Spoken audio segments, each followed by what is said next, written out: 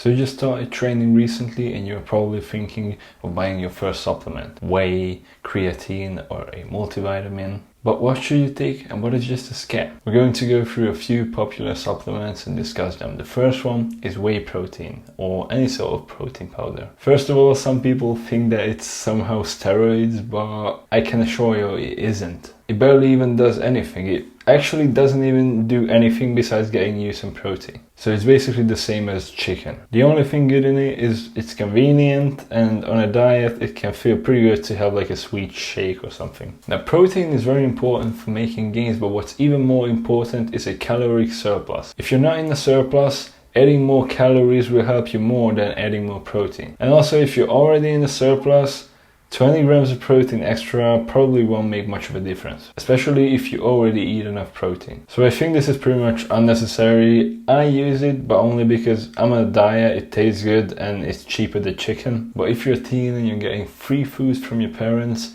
just don't buy protein, okay?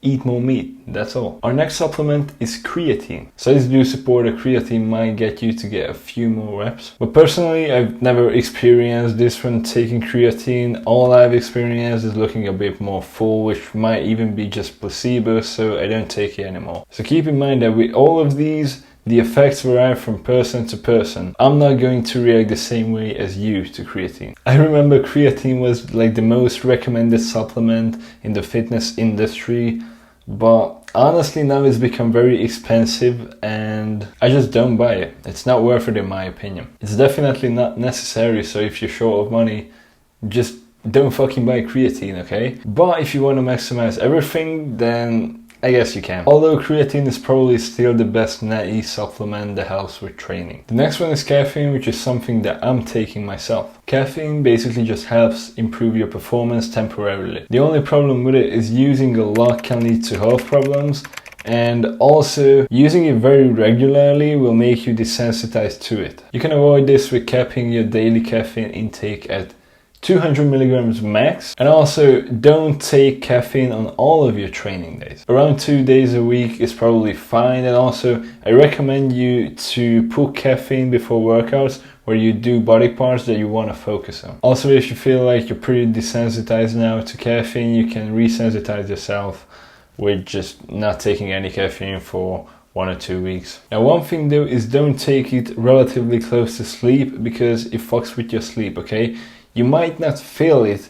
You might feel like your sleep is just fine, but it isn't, okay? Caffeine disrupts your sleep even if you don't feel it. Now, some people like to drink coffee, but I personally take caffeine tabs because I don't enjoy coffee that much and it's just dirt cheap. So I definitely do recommend caffeine, but use it carefully. Next is a multivitamin. This is something I take as well, and I recommend this to everybody because almost everybody has some sort of micronutrient deficiency. Now this will probably not increase your gains directly, but it's important for general health. Next is omega-3, which is also something I recommend and something I take. The thing is, almost everybody has a deficiency from omega-3. Nobody like ever eats fish, and even if you do, you probably don't eat enough. An average person needs more than 1 gram of omega-3 per day. This is also not really a bodybuilding supplement, it's more for general health, but it helps your joints and it helps your heart as well. It's also very important for mood, okay? So if you're like always depressed,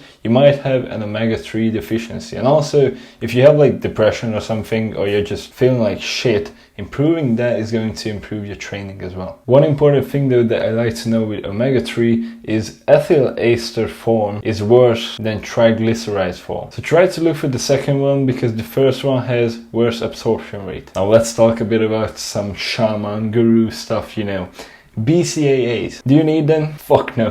BCAA stands for branched chain amino acids, and you're getting them through just eating enough proteins. So it's a scam. Everybody knows it's a scam. If you didn't know, now you know. So don't spend money on this. There's also fat burners, which I think are completely unnecessary. They don't do much, and usually the legal ones are scam, and the fat burners that actually work are dangerous and or illegal. Something I like to say is nothing natural will come even remotely close to a drug. And this is not just in terms of training, it's like everything. Like if you drink like a herbal tea when you're sick, whereas if you take medicine, which do you think is going to help you more? Obviously the second one. You can try all these supplements, but after that the only thing you will realize is natural supplements don't really do shit. They might increase your performance by like 1%, 2 maybe, but it doesn't really matter much. So basically, if you can't afford supplements, you're not missing out on anything. Hard work and a good diet is always key, and supplements are always going to be just second. I'd like to tell a story about the strongest guy in my past gym. There was a lot of juice heads in the gym, but it's pretty fucking funny that this guy was the strongest, and I personally believe that he was natural. He wasn't really bodybuilding, he was sort of doing powerlifting more, but his numbers were